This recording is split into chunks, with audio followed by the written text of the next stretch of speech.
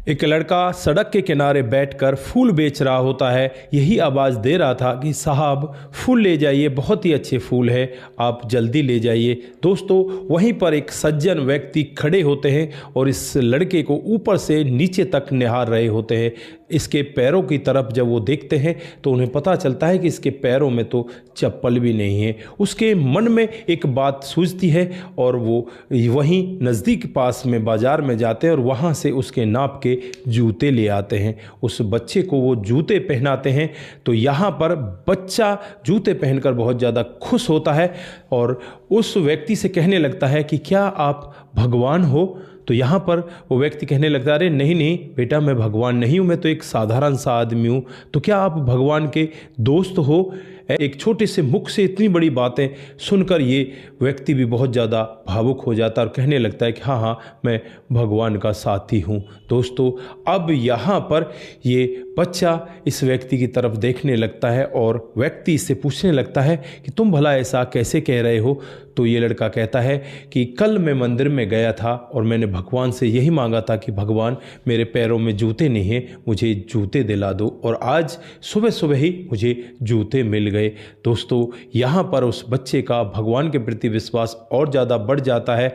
ये व्यक्ति अब इस बच्चे की तरफ देख रहा होता है। इसके दिमाग में कई सारे सवाल चल रहे होते हैं कि इस बच्चे को कुछ ना कुछ काम धाम कराया जाए। फिर इस बच्चे से पूछने लगता है कि बेटा, तुम कभी स्कूल गए हो? तुम्हें पता है स्कूल कैसा होता है?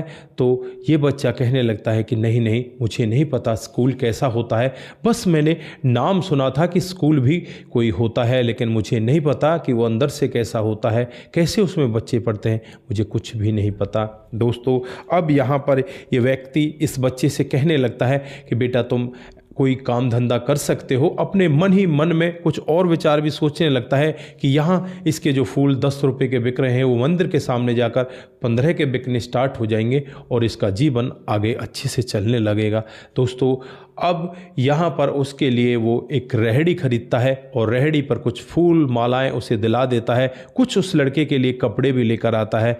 तो ये लड़का कहने लगता है कि आप हमें कभी छोड़कर तो नहीं जाओगे, मैं आपको दूर नहीं देखना चाहता, मैं चाहता हूं कि आप हमेशा ही मेरे पास रहें। दोस्तों, ये व्यक्ति भी यहाँ पर इस बच्चे से कहने लगता है कि नहीं नहीं बेटा, मैं तुम्हें छोड़कर नहीं जाऊँगा, और वो अपने घर का एड्रेस इन्हें देकर जाता है। कहता है कि कभी भी तुम्हें ज़रूरत पड़े तो इस एड्रेस पर आ जाना, ये मेरे घर का एड्रेस है। फिर इस लड़के के माता पिता से भी मिलता है, उस बस्ती में जाता है जो बस्ती बहुत गरीब लोगों की होती है, लेकिन इनका परिवार जो होता है वो सबसे ही ज़्यादा गरीब होता है। दोस्तों, अब इस लड़के से ये व्यक्ति कहने लगते हैं कि बेटा, तू ऐसा करना, शाम को ना थोड़ी देर के लिए ट्यूशन पढ़ लिया करना, अगर कहीं से तेरे को मिल जाए तो अड़ोसी पड़ोसी से किसी के साथ बैठकर इतना तो ज़रूर सीख लेना जिससे कि हिसाब में तेरे साथ कोई गड़बड़ी ना कर सके, तू हिसाब तो अपने आप अच्छे से लगा सके। दोस्तों, अब ये लड़का मन ही मन सोचने लग जाता है कि मैं स्कूल जाना चाहता हूँ, लेकिन मैं स्कूल जाऊँ तो जाऊँ कैसे?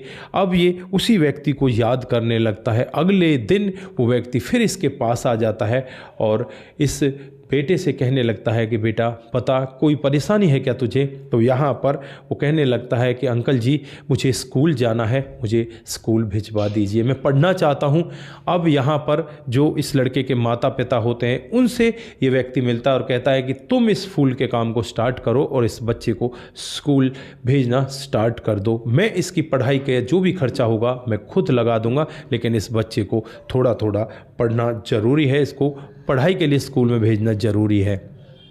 दोस्तों, अब यहाँ पर ये व्यक्ति इस बच्चे की पढ़ाई के लिए उसे एक स्कूल में एडमिशन दिला देता है और वहीं पर इस बच्चे का स्कूली जो शिक्षा है वो स्टार्ट हो जाती है। ये बच्चा धीरे धीरे करके बड़ा होने लगता है और ये बहुत ही अच्छे अंकों से पास होने लगता है।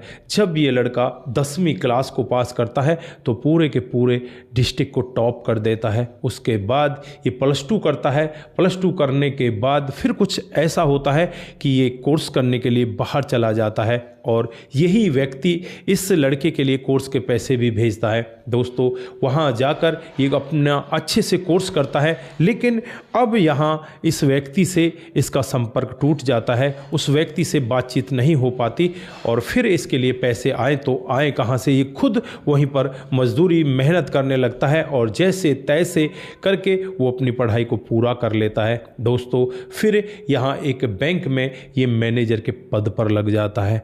जैसे ही इसकी ज्वाइनिंग होती है, जो पहला दिन होता है, पहले दिन ही ये मंदिर में जाता है और मंदिर में जाकर भगवान से दुआ करने लगता है, प्रार्थना करने लगता है कि हे परमपिता परमात्मा, उसी भगवान को मेरे पास दोबारा भेज दो जिस भगवान ने मेरे लिए इतना सब किया है। मुझे नहीं पता वो कहाँ चले गए। दोस्तों फिर ये जैसे ही बैंक के बाहर निकलता है तो एक वृद्ध व्यक्ति सड़क के किनारे लेटा होता है। वो वृद्ध व्यक्ति कोई और नहीं होता, वही आदमी होते हैं जिन्होंने इसे पढ़ा लिखा कर इतना बड़ा ऑफिसर बनाया था। वो यहाँ पर बीमारी की वजह से पड़े हुए थे, उनके इलाज के लिए उनके पास पैसे नहीं थे, कोई उनकी देख रेख नहीं कर रहा था।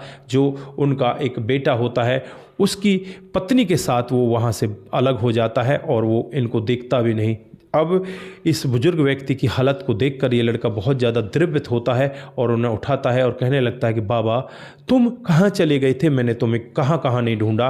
और फिर उन्हें हॉस्पिटल में ले जाता है, अच्छे से उनका इलाज करवाता है। इलाज करवाने के बाद फिर उन्हें अपने घर पर लेकर आता है। जो इस लड़के के माता पिता होते हैं इस बुजुर्ग व्यक्ति को देखते ही पहचान जाते हैं, ये तो वही साहब हैं जिन्होंने हमारे बेटे के जीवन को ही बदल दिया। आज ये इसकी ऐसी अवस्था को देखकर पूछने लगते हैं कि तुम्हारे साथ में हुआ क्या है, तुम्हारे घर परिवार में कौन कौन थे, क्या हुआ था।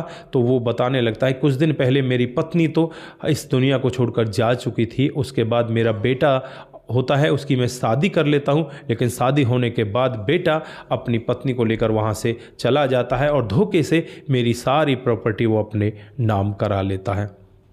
दोस्तों यहाँ पर ये लोग कहने लगते हैं कि आपको टेंशन लेने की ज़रूरत नहीं है, आपके हम भी बच्चे ही हैं, ये जो बच्चा है ये आपका ही बच्चा है और आपका ही दिया हुआ आशीर्वाद इसके ऊपर है। आज ये आपके आशीर्वाद से ही इतना बड़ा ऑफिसर बना है। दोस्तों यहाँ पर जो घर वाले होते हैं अब इस बुजुर्ग व्यक्ति का बहुत अच्छे से स्वागत करते हैं और उसे अपने साथ ही लेकर रहने लगते हैं। ऐसे ही धीरे धीरे इनका जीवन व्यतीत हो रहा होता है। उस लड़का और इसकी जो लड़के की बहू है उसके बारे में अभी पता नहीं है कि वो कहाँ है, कैसे रह रहे हैं, लेकिन फ़िलहाल इस बुजुर्ग व्यक्ति के जीवन में बहुत सारी जो कठिनाइयाँ आई थी वो समाप्त हो चुकी हैं और ये अब अपने जीवन को अच्छे से काट रहे हैं। तो दोस्तों जैसी करनी वैसी भरनी, यहाँ पर ये वाक्य बिल्कुल सत्य होता दिखाई देता है। आप जैसे बीज बोगे आपको वैसा ही फल मिलेगा। लेकिन यहाँ पर पता नहीं किस वजह से इसके बेटे ने इसके साथ में ऐसा किया, बाकी यहाँ पर इसने तो दूसरे लोगों की भी मदद की थी। आज वही लोग इसके सामने आड़े आ गए और इसे बिल्कुल अच्छे से अपने घर लेकर गए और वहीं पर अब इसे अपने साथ लेकर रह रहे हैं। तो दोस्तों ये रही आज की छोटी सी कहानी। आप लोगों को कैसी लगी? अगर आपको जरा सी भी प्रभावित करती है, जरा सी भी अच्छी लगती है तो दोस्तों के साथ ज़रूर साझा करके जाएं। दोस्तों आज के लिए बस इतना ही, फिर मिलते हैं किसी नए मोड के साथ। तब तक के लिए आप अपना ख्याल रखें, परिवार का ख्याल रखें, सतर्क रहें, सावधान रहें, रिश्तों की अहमियत को ज़रूर समझें। नमस्कार, जय हिंद, जय भारत।